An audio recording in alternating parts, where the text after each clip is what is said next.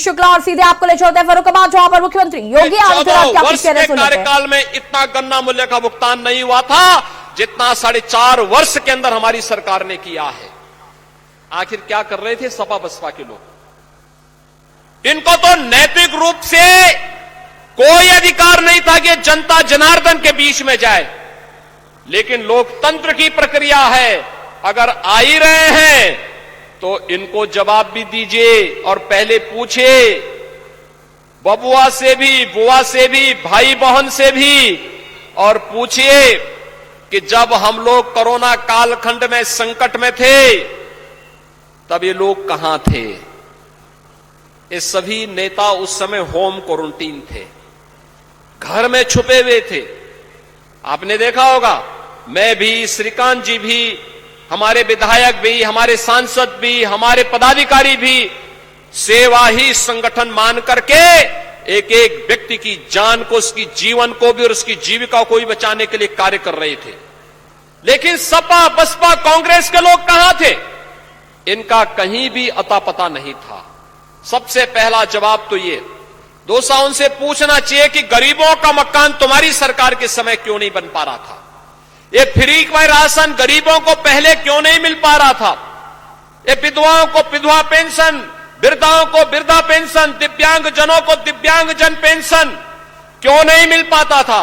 और आज तो हम लोगों ने रसोइयों के मानदेय को भी 2000 रुपए कर दिया है, और साथ साथ ये भी कर दिया 2000 रुपए मानदेय भी उनको हर महीने मिला करेगा।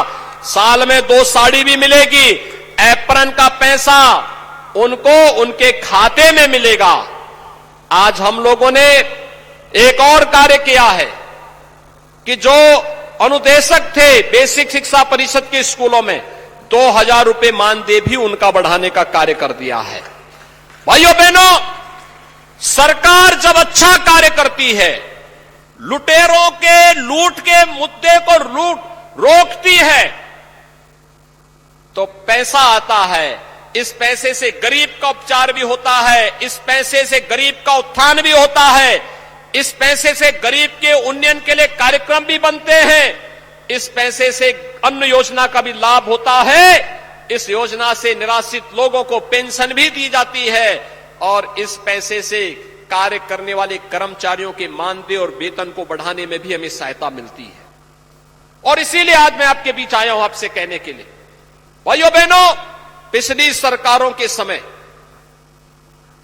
गरीब तबाह था, नौजवान बेरोजगार था, किसान आत्महत्या कर रहा था, महिलाएं असुरक्षित थी, प्रदेश में दंगे होते थे, पर्व और त्योहार आते थे, दंगों का सिलसिला प्रारंभ हो जाता था।